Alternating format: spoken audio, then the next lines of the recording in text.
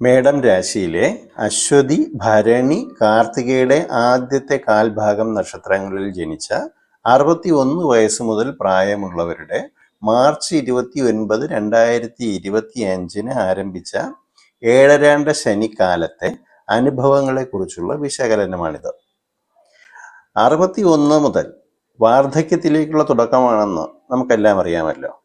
എന്നാൽ ഉത്തരവാദിത്വത്തിൻ്റെയും ബാധ്യതകളുടെയും ഒഴിവാക്കാൻ കഴിയാത്ത സാഹചര്യങ്ങൾ ഉള്ളതിനാൽ പ്രായമൊക്കെ മാറ്റിവെച്ച് കൂടുതൽ ഊർജം സംഭരിച്ച് നാം എല്ലാവരും മുന്നോട്ട് പോവുക തന്നെ ചെയ്യും.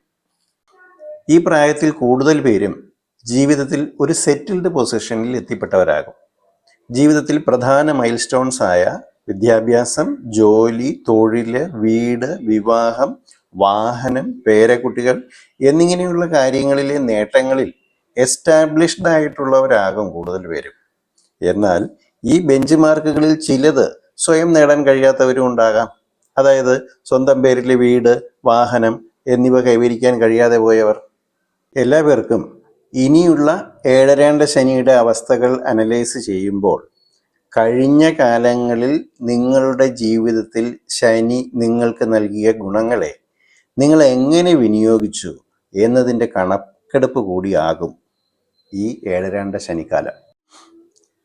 അതായത് സ്വന്തം കുടുംബത്തിനെ അവഗണിച്ചവർ, തെറ്റിലൂടെ മാത്രം സഞ്ചരിച്ചവർ, ജോലിയിലോ കച്ചവടത്തിലോ തൊഴിലിലോ തിരുത്തലില്ലാതെ കള്ളം മാത്രം ചെയ്തവർ, ഇവർക്കൊക്കെ ഈ ശനിയുടെ കാലം പരീക്ഷണത്തിൻ്റെ കാലഘട്ടം തന്നെയാകും.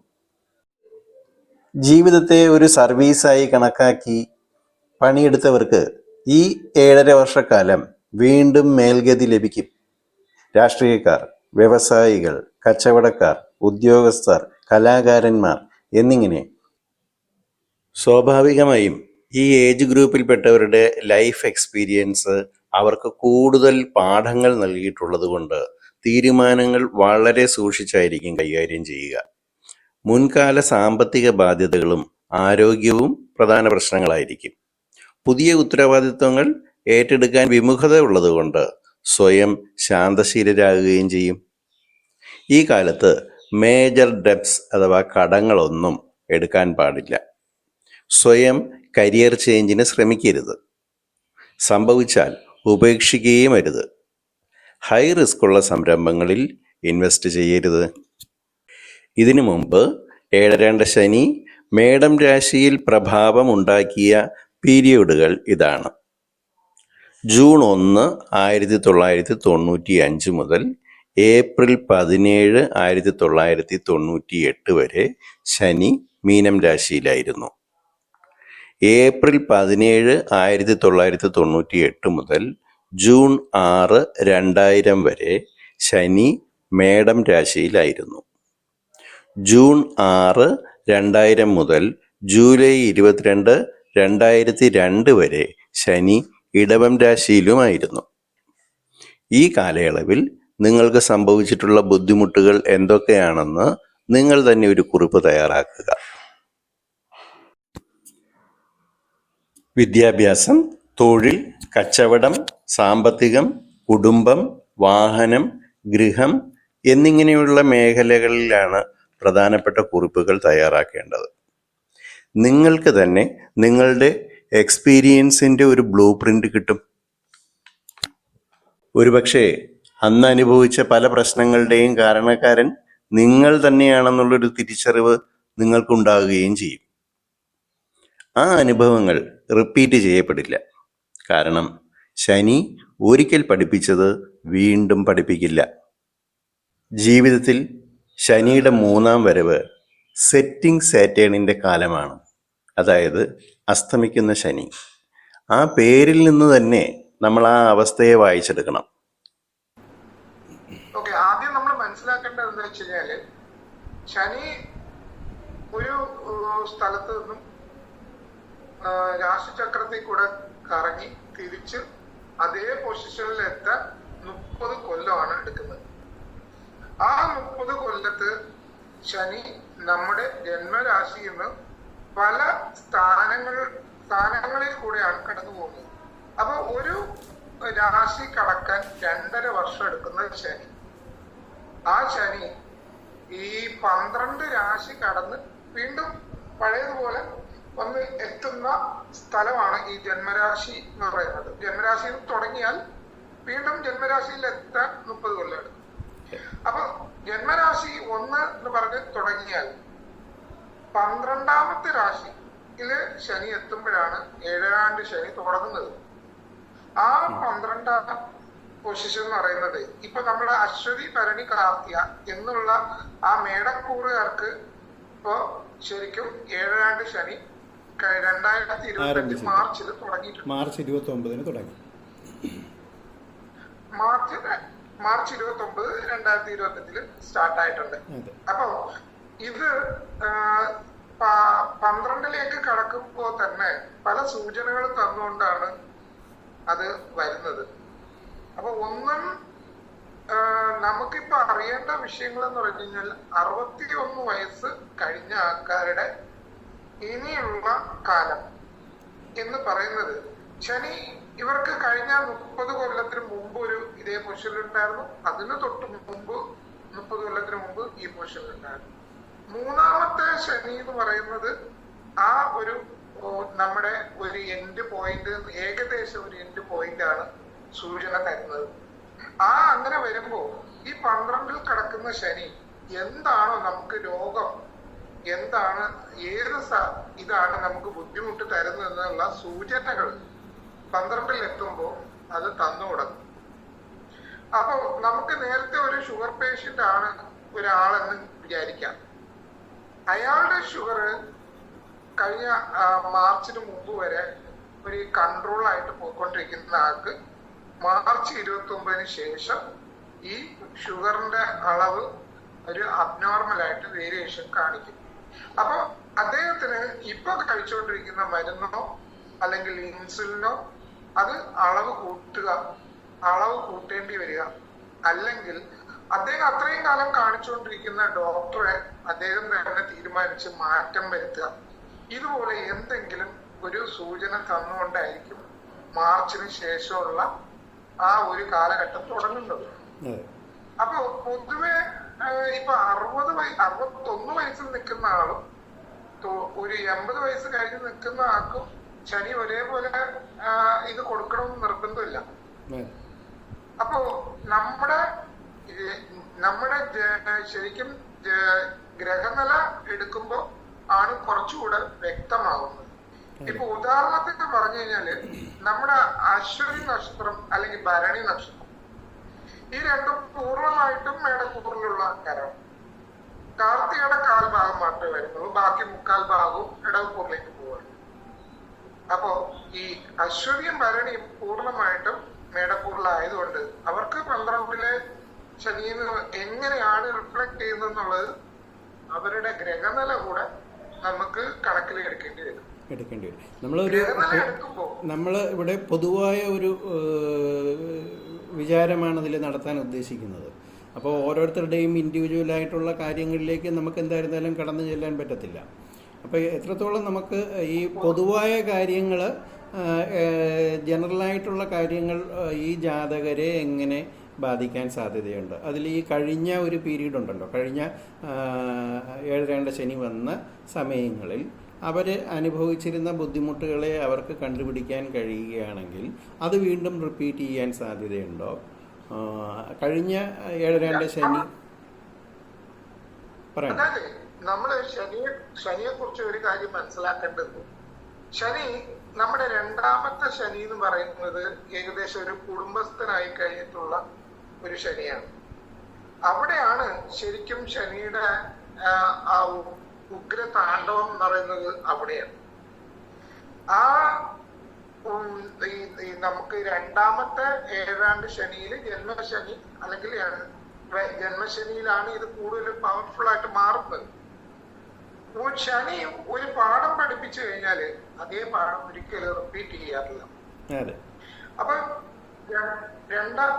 അതാ ഞാൻ പറയുന്നത്, 2ാമത്തെ 7 ശനിയിൽ എന്താണോ അനുഭവിച്ചത് അത് ഒരിക്കലും 3ാമത്തെ 7 ശനിയിൽ വരില്ല, അനുഭവം ഉണ്ടാവില്ല. അവിടെ വരുന്നത് വേറൊരു കാര്യം കൂടെ അതിനകത്ത് പറയാൻ നമുക്ക് പറ്റുന്നത് 30 വർഷത്തിന് മുമ്പ് അനുഭവിച്ച ഒരു കാലഘട്ടമല്ല നമ്മളിപ്പോൾ കടന്നു പോകുന്നത്.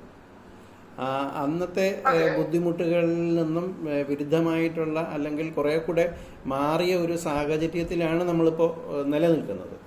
അപ്പോൾ അത്തരത്തിലുള്ള ഈ വ്യതിയാനങ്ങളും ഇതുമായിട്ട് നമ്മൾ കണക്കിലെടുക്കണം. തീർച്ചയായിട്ടും ഞാൻ അതിലേക്കാണ് വരുന്നത്. ശരിക്കും പറഞ്ഞാല് നമുക്കൊരു 31 വയസ്സിന് ശേഷം എന്ന് പറയുന്നത് നമ്മള് ഏകദേശം വിവാഹം കഴിഞ്ഞ് കുട്ടിയായി ആ ഒരു മധ്യ വയസ്സിലേക്ക് കടക്കുന്ന കാലഘട്ടം. അപ്പൊ നമ്മുടെ ശരീരവും മനസ്സും നമ്മുടെ ആരോഗ്യവും ഇതെല്ലാം കുറച്ച് നന്നായിരിക്കുന്ന ഒരു കാലമാണ്.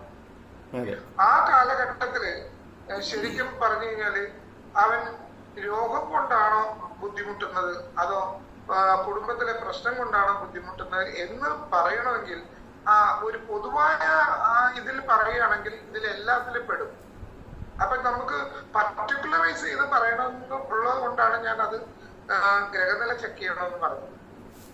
അല്ലാതെ പറയുകയാണെങ്കിൽ 3ാമത്തെ ഏഴാണ്ട് ശനി ഒരു രോഗസൂചന എന്തായാലും അതില് ഒരു 80 to 90% അത് എല്ലാവർക്കും ഉള്ളതാണ്. അത് സ്വാഭാവികമായിട്ടും നമുക്ക് ചിന്തിച്ചാൽ മനസ്സിലാവും. 60 വയസ്സ് കഴിയുമ്പോൾ അദ്ദേഹത്തിന്റെ കുടുംബം ഒക്കെ ഒരുവിധം സെറ്റിൽ ആയിട്ടുണ്ടാവും, മക്കള് കല്യാണം കഴിച്ചിട്ടുണ്ടാവും, അവരൊരു എസ്റ്റാബ്ലിഷ്ഡ് ആയിട്ടുള്ള ജീവിതത്തിലോട്ട് എത്താനുള്ള സാഹചര്യമായി അവർക്ക്. കുടുംബം, വാഹനം, ജോലി അതൊക്കെ കഴിഞ്ഞിട്ടുള്ളവരായിരിക്കും. അതെ, റിട്ടയർമെന്റ് എന്തായാലും അപ്പൊ ഒരു 60 വയസ്സ് കഴിയുമ്പോൾ റിട്ടയർമെന്റ് ആയി സ്വസ്ഥമായിട്ട് ഇരിക്കാമെന്ന് കരുതുന്ന ഒരു സമയമാണ്. പക്ഷെ ആ സമയത്താണ് ഏഴാണ്ട് ശനി വരുമ്പോ ആ സ്വസ്ഥത കൊടുക്കൂല എന്നുള്ളത് ഉറപ്പാണ്. അതാണ് നമ്മുടെ അവസാന കാലം. അത് നമ്മൾ കൂടുതൽ ഉദ്യമങ്ങളിലേക്ക് പുറപ്പെടുമ്പോഴാണോ അതോ നമ്മൾ പൊതുവെ ഈ കാര്യങ്ങളിൽ നിന്ന് നമ്മൾ അതുവരെ ചെയ്തുകൊണ്ടിരുന്ന കാര്യങ്ങളിൽ നിന്ന് ഗ്രാജുവലായിട്ട് വിഡ്രോ ചെയ്യാനുള്ള ഒരു ടെൻഡൻസി അല്ലേ ഉണ്ടാവുക? പുതിയ സംരംഭങ്ങൾ, വലിയ വലിയ കാര്യങ്ങളിൽ ഈ പറഞ്ഞ പ്രായത്തിലുള്ളവർ എടുത്തു ചാടാൻ വഴിയില്ല. നല്ല എക്സ്പീരിയൻസ് ഉള്ളവരാണ് അവർ ജീവിതത്തിൽ. ഞാൻ പറഞ്ഞത് ഈ ഒരു 80 to 90% എന്ന് പറയുന്നത് ആരോഗ്യ വിഷയത്തിലാണ് ശനി ഊന്നൽ കൊടുക്കുക. ഈ 60 വയസ്സ് കഴിഞ്ഞ് നമ്മള് മക്കളെയൊക്കെ കല്യാണം കഴിച്ചു കൊടുത്ത് ഭാര്യയായിട്ട് അല്ലെങ്കിൽ നാട് ചുറ്റാനോ അല്ലെങ്കിൽ ശരിക്കും കാണാത്ത സ്ഥലങ്ങൾ കാണാനോ അങ്ങനെ നമ്മളൊരു സ്വസ്ഥ ജീവിതം ആഗ്രഹിച്ച് വരുന്ന ഒരാളാണ് ഈ 3ാമത്തെ ഏഴാണ്ട് ശനി തുടങ്ങുമ്പോ ഈ അശ്വതി ഭരണി എന്നുള്ള നക്ഷത്രക്കാർക്ക് ഈ 60 വയസ്സ് കഴിഞ്ഞ് വരുന്ന സമയത്ത് ഈ സ്വസ്ഥത എന്നുള്ള സാധനം ആഗ്രഹിച്ചു പോവും. എന്തുകൊണ്ടെന്നാൽ അതിന് തൊട്ടു മുമ്പ് ശനി 11-ൽ നിന്നിട്ടാണ് 12-ലേക്ക് കയറുന്നത്.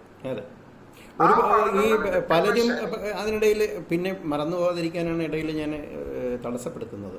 പിന്നെ ഈ 11-ൽ നിൽക്കുന്ന സമയത്ത് ശനി ഗുണം തരണമെന്നാണ് നമ്മൾ പഠിച്ചിട്ടുള്ളത്, അതാണ് നമ്മൾ കണ്ടിട്ടുമുള്ളത്. പക്ഷേ പലരും ഈ പറയുന്ന മേടൻ രാശിയിലുള്ള പലരും പറയുന്ന ബുദ്ധിമുട്ട് 10 കൊല്ലമായി 12 കൊല്ലമായി അനുഭവിക്കുന്ന വേദന കൂടുകയേ ഉള്ളൂ, ഇനി കുറയത്തില്ലയോ എന്നാണ് ചോദ്യം. ശനി നമ്മുടെ ഇപ്പോ മേടൻ രാശിക്ക് 12-ൽ കയറിയപ്പോ ഈ ശനി 12 രാശിയിൽ കിടക്കുമ്പോ ഈ മേടൻ രാശിക്ക് 12 തരത്തിലുള്ള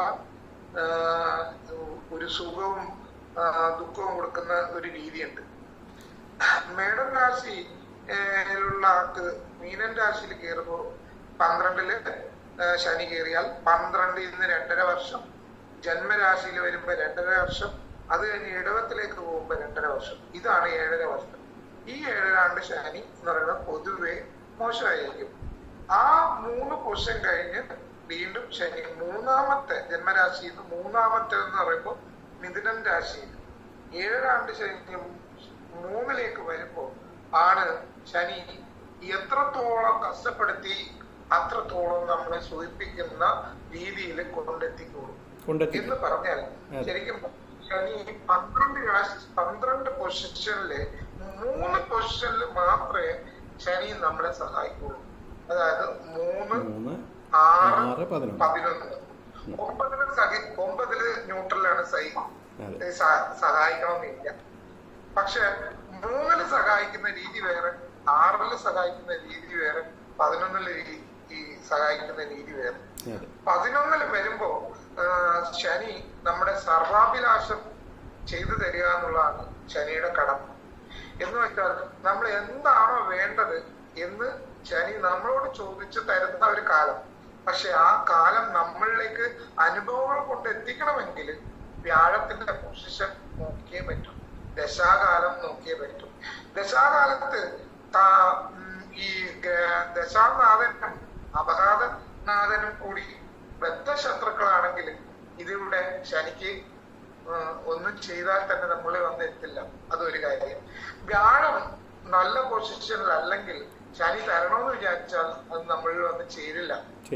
അപ്പൊ ഇതെല്ലാം കണക്കിലെടുത്താലേ 11 ശനി എങ്ങനെ പ്രയോജനപ്പെട്ടു എന്ന് പറയാൻ പറ്റുള്ളൂ. അപ്പൊ അതുപോലെ നിൽക്കുന്ന ശനി അതുപോലെ ഈ പിന്നെ ശനിയുടെ രാശിയിൽ തന്നെ നിൽക്കുന്നവർ, ഇപ്പോൾ സ്വന്തം രാശിനാഥനായിട്ടുള്ള ശനി 7 ശനിയിൽ ബുദ്ധിമുട്ടിക്കില്ല എന്ന് ചിലരുടെ ഒരു ധാരണയുണ്ട്. അതും കൂടെ ഒന്ന് ശരിക്കും ചിലരുടെ ഒരു ഊഹാഭോഗമാണ്. എന്ന് വെച്ചാല് ശനി മകരം രാശി കുംഭരാശിയുടെ അധിപതിയാണ്. ഈ രാശിയിൽ ജനിക്കുന്ന ആൾക്കാർക്ക് ശനി ഉപദ്രവം ചെയ്യില്ല എന്ന് പറയുന്നത് ശുദ്ധ അബദ്ധമാണ്. കാരണം നമ്മളത് നേരിട്ട് കാണുന്നുണ്ട്. ഈ മകരൻ രാശിയിൽപ്പെട്ടവരും പിന്നെ അടുത്ത കുംഭൻ രാശിയിൽ പെട്ടവരുമായിട്ടുള്ളവർ വളരെയധികം വേദന അനുഭവിക്കുന്നത് നമ്മൾ നേരിട്ട് കാണുന്നുണ്ട്. അങ്ങനെ മകരൻ രാശിയായാലും കുംഭരാശി ആയാലും ശനിയുടെ രാശിയാന്ന് പറഞ്ഞ് ശനി ഒരിക്കലും ഒരാളെ വിട്ടിട്ടില്ല.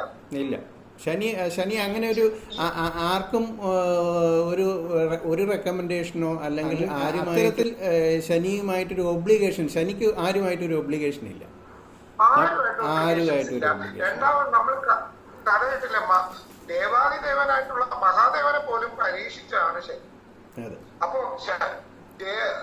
മഹാദേവനെ പോലും ഒരു 7 വിനാഴിക പ്രയാസപ്പെടുത്ത ആളാണ്. അപ്പോ മനുഷ്യര് അത് അങ്ങനെ വിടുന്ന പ്രശ്നമല്ല. ശനിയാണെങ്കിൽ ആ ശനിയുടെ സ്വഭാവം കാണിക്കുമെന്നാണ് നമ്മളെ പഠിപ്പിച്ചിട്ടുള്ള ഗുരുനാഥന്മാര് പറഞ്ഞേക്കുന്നത്. അപ്പോ ഈ മകരൻ രാശി അതുകൊണ്ടോ കുംഭൻ രാശി അതുകൊണ്ടോ ഒരു ഡിസ്കൗണ്ട് കിട്ടാൻ പോകുന്നില്ല. പിന്നെ ഈ ഞാൻ പറഞ്ഞല്ലോ ശനി 3 പൊസിഷനിലാണ് സഹായിക്കാറുള്ളത്. 3, 6, 11. ഈ 3-ൽ നിൽക്കുന്ന ശനി എങ്ങനെ സഹായിക്കുന്നു വെച്ചാൽ a man with nothing will get everything but of others എന്നാണ് ഒറ്റ വാക്കിൽ. വലിയ ട്രാൻസ്ഫോർമേഷൻസ് വരുത്താൻ പോലും ശനിക്ക് അങ്ങനെ പറ്റിയത് നമുക്ക് തെളിവുകളുണ്ട്. അതായത് ആ മേഖലയിൽ ഇല്ലാതിരുന്ന ആളിനെ വേറൊരു മേഖലയിൽ പ്രവർത്തിക്കുകയും ജീവിക്കുകയും ചെയ്തിരുന്ന ആളിനെ അവിടെ നിന്ന് തന്നെ പിഴുതു മാറ്റി മറ്റൊന്നിലേക്ക് കൊണ്ടുവന്ന് അതിന്റെ മുടി ചൂടാൻ തന്നെ ആക്കുക. അതാണ് ഞാൻ പറഞ്ഞു വരുന്നത്. നമ്മുടെ 7 കൊല്ലം ശനി നമ്മളെ പടാപാട് പഠിത്തുന്നത് എന്താണെന്ന് വെച്ച് കഴിഞ്ഞാല് ജീവിതത്തിലെ പാഠങ്ങളാണ് പഠിക്കുന്നത്. അതുവരെ നമ്മുടെ ജീവിതത്തിൽ നമ്മുടെ ഭാര്യ, ഭർത്താവ്, അച്ഛൻ, അമ്മ, സഹോദരങ്ങൾ, ബന്ധുക്കള്, കൂട്ടുകാര് ഇവരൊന്നും നമ്മുടെ സങ്കല്പത്തിലുള്ളവരല്ല എന്ന് ശനി നമ്മളെ തെളിയിച്ച് തരും കയ്യിൽ. ഈ ജന്മശനിയില് നമ്മൾ ഓരോരുത്തരെയും മനസ്സിലാക്കി തരും ശനി. അത് ശരിക്കും ജീവിത പാഠമാണ്. അപ്പൊ അത് ശനി കഷ്ടപ്പെടുത്തുന്നു പറയുന്നതിനേക്കാളും നല്ലത് നമ്മളെ നല്ല പഠിപ്പിക്കുന്നു. ശനി നല്ലൊരു ടീച്ചറാണ്. ശനി പ്രാക്ടിക്കലായിട്ടുള്ള ടീച്ചറാണ്.